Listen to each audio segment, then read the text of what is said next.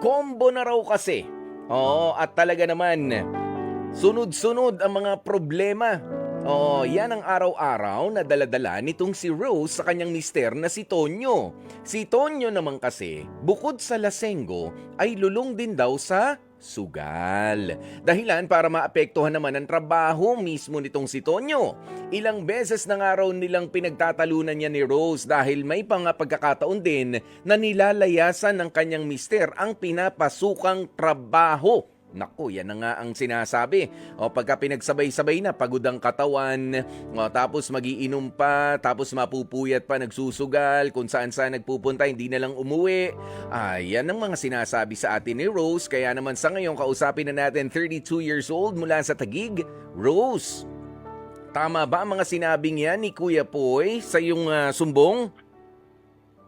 Hello po. No, magandang tanghali sa iyo, Rose. Tama ba yon? Swak na swak ba? Opo. Oh, kapag Opo, ka Kuya Poy. kapag ka umiinom lang, hindi lasenggo 'yun ha. Apo. O pagka madalas uminom 'yun, lasenggo na 'yun. Ganun ba si Mister? Halos araw-araw po siya nagiinom eh. Nako lasenggo nga. Oh, wala na nga kalusot-lusot. Oh, at sino mga kasama? Baka mag-isa lang siya. May kasama ba? May Mga ano po, mga barkada po. Mga ayan trabaho, nga. ganun. Oo. Pwede ko ba matanong ano ba ang trabaho ni Mister? At sabi mo rin dito kasi basta niya na lang nilalayasan yung mga pinapasukan niyang trabaho. Dati yung trabaho niya po sa sa restaurant. Mhm. Second cook po siya. Mhm. Kaso po, madalas po kasi siyang, syempre, gimik-gimik mga magkakatrabaho. Minsan Puyat. nauuwi na siya ng madaling araw. Syempre, ang pasok niya po umaga. Oo. Tapos, pagdating ng oras ng duty niya, tulog pa rin siya. Naku po. Lagi po siyang late. Ayun po yung problema niya, laging late. Oo, nare-report, mapapagalitan, maiinit ang ulo doon sa nagagalit sa kanya. Siyempre, natural, merong karelyebo yan, no? O may umaasa na mapapalitan. Kaya ano ba yan? Apo. May nagpapapalit ba dyan ng dolyar? Parang biglang may pumasok dyan. Nasa ka ba ngayon, Rose? Nasa sapas po. Okay. Nasa labas. Nasa labas lang. Okay, sige. Bukod dyan, sabi mo nahihilig din sa sugal. Ano ba to? Yung mga online sugal din? Ano po, parang bilyar, tapos yung karakrus, ganun po. Okay. Yung mga dinadayo. Apo, yung dinadayo po. At kasama niya rin yung mga tropa niya ng mga manginginom. Apo. Ganon. Sige nga, para mas gusto kong tanungin at manggaling yung sagot mula kay Tonyo mismo. Okay, 27 years old, mas bata naman po itong si Tonyo kaysa dito kay Rose. Tonyo, magandang tanghali sa iyo pare. Magandang tanghali po, Sir Popoy. Oo, magandang tanghali. Ayan, kasi may sinasabi dito si Rose, medyo nalululong ka na raw talaga sa pag-inom-inom mo, tsaka doon sa pagsusugal mo, maganda-ganda na maituturing yung trabaho mo. O magaling ka pa palang magluto, pero kahit anong galing, kapag kakulang sa pahinga, laging puyat, laging pagod, wala rin nangyayari, away ang mangyayari. Ano ba nangyayari sa'yo, Tonyo? Kasi, Sir, Kuya Popoy, minsan kasi pag uwi ako ng bahay, ayaw ko na yung bubunyagan ako na yung bunganga, gano'n. Para bang, Bubulyawan. Iba yung bubunyagan. Iba yun. parang mas pinili ko na lang yung dito na lang ako sa labas. Kaysa ganyan, magsusugal na lang ako. Mag-iinom na lang ako. Para pag uwi ko, tulog na lang ako, gano'n. Nako. Ibig sabihin, bungangera itong si Rose? Medyo po, parang yun na po yun. Yan, pero sabi nga hindi naman basta ngangawayan kapag ka walang dahilan. Ano ba kang mga dahilan daw kapag ka nagbubunga nga siya sa'yo?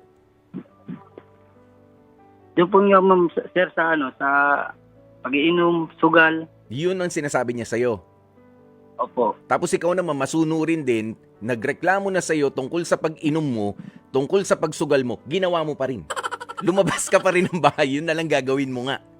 Okay. Rose, sandali lang. Kausapin ko naman si Rose. Yun Hello naman po. pala binubulyawan mo raw itong si Tonyo. Tungkol doon sa hindi pa naman daw siya umiinom, hindi pa naman daw siya nagsusugal, pero pagka sampa niya sa bahay ninyo, yun na naman ang sasabihin mo, parang pinaalala mo sa kanya, at dahil naalala niya, lalabas naman din siya. Paano? Hindi po, kahit araw-araw po yung ginagawa, kahit po di ka magsalita, lalabas siya pagdating niya ng bahay. sabi niya lang, lalabas mag-yosi lang siya, tapos mamaya wala na siya. Oh, aba, Siyempre po, nag-yosi pa di naman pala. po ako magsasalita kung wala siyang ginagawang mali. Hindi kaya hindi kaya nilipad lang siya ng hangin at napunta roon sa lugar ng inuman. 'Di ba? Baka nabugahan lang ng hangin. Pero sige nga, mag-usap nga kayo, Tonyo at Rose. Gusto naming mapakinggan. Rose, ikaw na ang manguna. O kasi gusto kong makinig muna. O kasi may pinagmumulan yan eh. Yung pagbulyaw-bulyaw na ganyan eh. O sige, go. Rose o Tonyo, sinong gusto mauna? Si Rose muna po. Ano po? Si Popoy. O sige. O Rose, ikaw raw mauna. Bakit ka nga naman kasi nakabulyaw agad? Kauuwi pa lang nung tao. Hindi. Kuya po, gusto ko lang po yung mangyari yung... Siyempre, bilang ikaw po yung di pamilya, siyempre, alam mo po yung obligasyon mo. Kasi po pag-uwi po ng galing bahayan, nangyari, hindi po siya iginom ngayon. Kumbaga po, mas lamang po yung tulog niya kaysa kausapin kami, kamusta na ba kayo? Wala pong ganun. Siyempre, bilang asawa, siyempre, sumasama po yung loob ko na maghapon ka lang sa trabaho, tapos hindi kamustahin mo kami, wala. Kumbaga, sasabay lang kami kumain, mamaya lalabas konti, pag uwi niya, tulog na ulit siya. Siyempre, gusto ko lang po ng oras. O yun, mukhang malinaw-linaw yung panawagang yan ni Rose. Tonyo, ano masasabi mo ron? Tonyo? Yes. Oo. Ano masasabi mo ron sa sinabi ni Rose? Yun na nga po, yung uwi ako, bubulawan niya, siyempre, gusto din naman pong makaramdaman yung sabihin sa akin na kamusta ka na, papagod ka, minsan usap tayo, kasi kailangan, minsan mag-usap din tayo minsan eh. Hindi yung puro tayo trabaho. Ngayon, bubulaw siya, bubunganga, kaya naisip ko parang sumasad yung ulo ko, lalabas na lang ako, pag-yosi ko, makita ko yung mga barkada ko, mag-iinom, mapapatagay ako, hanggang madaling araw na po yun. Tapos, kasama na po yung sugal doon. Ayan. Pero alam mo naman na kinabukasan, pagising mo, ganun na naman ang siste. Ganun na naman mangyayari. Mabubulyawan ka na naman dahil sa ginawa mo. Tama? Opo. Hindi ka ba napapagod? Napapagod din po kay Popoy. O yun. Ilang taong ka na nga ulit, Tonyo? 27 po. Oh, alam ko na 27 years old ka, pero hindi ba parang parang nag-iisip bata ka naman na dahil sa binubulyawan ka, hindi ka kinukumusta, at nag-aabang ka ng lambing doon sa taong masama nga loob sa iyo. Masama nga loob sa iyo dahil may mga pagkukulang ka na nung mga nakaraan. Tama? Opo. 'Di ba? Dahil nga sumusobra ka na raw sa pagsama-sama sa barkada mo, ang hinihingi lamang ni Rose sa iyo ay yung panahon kasama ang pamilya, hindi yung kakain lang kayo, pagkakain lalabas ka saglit tapos ayun na, sa ibang bahay ka na naman ng tropa na pasok. Tapos kinabukasan na ulit kayo magkikita. Yun lang naman yung sinasabi niya. Hindi ba pwede mabago yung Tonyo? Pwede naman pong mabago yun, Kuya Poy. Saan? Sa anong paraan? Yung pag galing ko po sa trabaho, sa bahay na lang po ako. Itigil ko na po yung sigarilyo, yung mga alak, sugal. Kasi na-realize ko, Kuya Popoy, na yung pera ko dapat inilaan ko sa pamilya ko, napupunta lang sa iba. Dapat pamilya ko na lang yung makikinabang. Yan. Yung pagod ko napupunta lang sa wala. Tapos kinabukasan, bubunga nga naman ako. Ganun, paulit-ulit lang. Kita mo? Na nangyayari. Paulit-ulit lang, di ba? Pero ito naman ang pakiusap natin kay Rose. Rose, pwede ba na medyo tigilan muna, kumalma ka na sa pagbulyaw? Total, na iparating mo na rin dito kay Tonyo yung mga gusto mo at mas magandang plano. Baka pwedeng kumustahin mo daw siya. Okay lang ba sa'yo? Kaya ko naman po yung gawin. Minsan ginagawa ko naman po, minsan pagka napapagod na po, kung di na ako nagsasalita, pinapabayaan ko na lang po sa ganun. Iba rin talaga, no? Pagka, alam mo, sa salita mo, Rose, medyo kapag ka nabulyawan ng ganyan, dire-diretso magsalita at alam mo yung sasabihin. Naku, medyo maririndi ka rin. Pero ito ang magandang pagkakataon. Sige nga, kumustahin mo nga si Tonyo. Kumustahin mo si Tonyo at mamaya, para magano na kayo, no? Maging payapa ang pag-uusap ninyo. Umpisan mo sa kumusta. Sige, go Rose, mag-usap kayo. Tonyo, kamusta? Ang sweet naman yung pagkakamusta mo naman, Rose.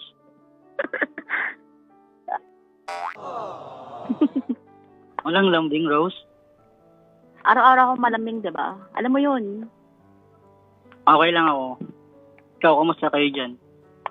Okay lang din. gusto ko lang syempre bilang mag-asawa, 'di ba? Kailangan natin ng pagbabago kasi hindi naman tayo bata. Kasi kahit ano mangyari, pamilya at pamilya mo pa rin naman ang malalapitan mo sa lahat ng bagay. Siyempre sa kasayahan, tropa yung masarap kasama. Siyempre pagkagipitan at problema, lagi mo makakasama ang pamilya pa rin. Kailangan lang natin pagbabago. Kumbaga teamwork, ganun. Para walang problema. Siyempre, ang gusto ko lang nang mangyari, pag ng trabaho, bahay ka lang. Kahit konting tambi sa labas, siyempre, dapat, alam mo yung oras mo eh. Handle mo yung oras mo. Ganito, oras na ng pamilya ko, ganun. Kasi kung ganun ang gagawin mo araw-araw, magkakasundo tayo at lalong hindi ako magbubuka nga. Siyempre, alam mo naman yun. Oo, alam ko naman yun. Ganito, matatanggap po ba yung pagkakatiwalaan mo ba ako pag sinabi kong magbabago ako, ganun? Titiwala naman ako sa lahat ng sinasabi mo. Sabi nga nila, di ba, kailangan, parang salita kami, gawa. Sana mapatawad mo ako kasi nagkukulang ako, nalulung ako sa bisyo, sa alak. Dating yung time, kahit bukas, hindi natin alam bukas, sa araw, magbabago ako. Kasi ayoko kayong mawala kasi mahal na mahal ko kayo. Alam mo naman sa sarili mong mahal kita eh. At mahal ko kayong mga bata. Okay. So ano ang heart decision ninyo, Rose and Tonyo? Anong pipiliin nyo dyan sa HEART? Tonyo? Rose? Yes. Anong sagot? Rose? Hello po. Anong pipiliin ninyo? HEART? B na lang po. Anong B? No. H po, H. Half and half. Aabangan muna ni Rose ang desisyon talaga. Kumbaga, hindi pa buong-buong tiwala, hinihintay pa yung aksyon. Tama, Rose? Apo. Half and half yung desisyon. Talaga to si Tonyo, tumatawad pa. Malay mo, bukas o sa isang araw, magbago ko. Hindi pa ngayon, hindi pa mamaya. Tila may Hindi pa po schedule pa sure. kayong inuman mamaya. Hindi ka pa yata sure. Pero dahil nga dyan, dahil nga half and half, yun na lang ang hinihintay ha. Yung pangakong pagbabago, haluan na lamang ng gawa, haluan ng kilos, yan ang magpapatawad daw sa'yo kay Rose. Okay? Magbago ka para sa pamilya mo.